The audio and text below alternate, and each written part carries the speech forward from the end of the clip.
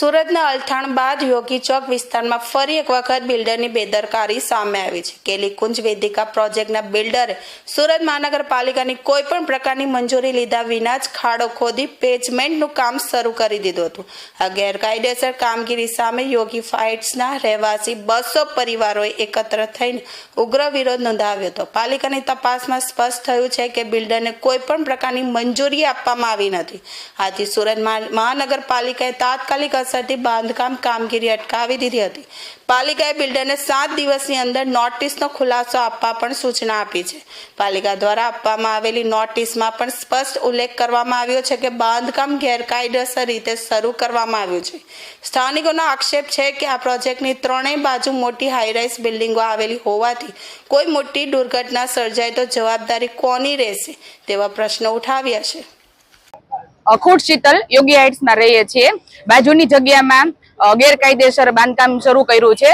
તેમાં થોડુંક વધારે એને ખોદાણ કરેલું છે. હવે અલથાણમાં જે ઘટના બની એવી ઘટના અહીંયા બને તો એનું જવાબદાર કોણ?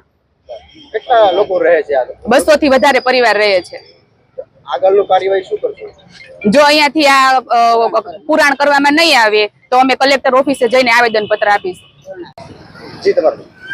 મારું નામ મુકેશ પાઠક છે. અમે બાજુના યોગી હાઇટ રેસિડેન્સમાં 220 પરિવારોનું ભવિષ્ય આમાં લાગેલું છે. ભાવસાર સાહેબને વારંવાર વિનંતી કરવા છતાં પણ આનો કોઈ નિકાલ આવ્યો નથી.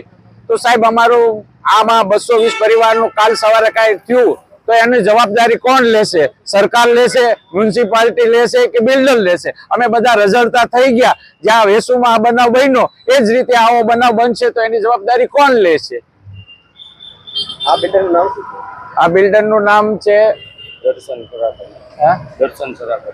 દર્શન સરાકડિયા બિલ્ડરનું નામ છે. અમે ભાવસર સાહેબને વારંવાર વિનંતી કરી છે અને હજી પણ આનો જલ્દી નિકાલ નહીં આવે તો અમે કલેક્ટર સાહેબને આવેદન પત્ર દેવા જવાના છીએ. એટલે આનો જલ્દી ને જલ્દી નિકાલ લાવો એવો અમારો બધાનો હેતુ છે.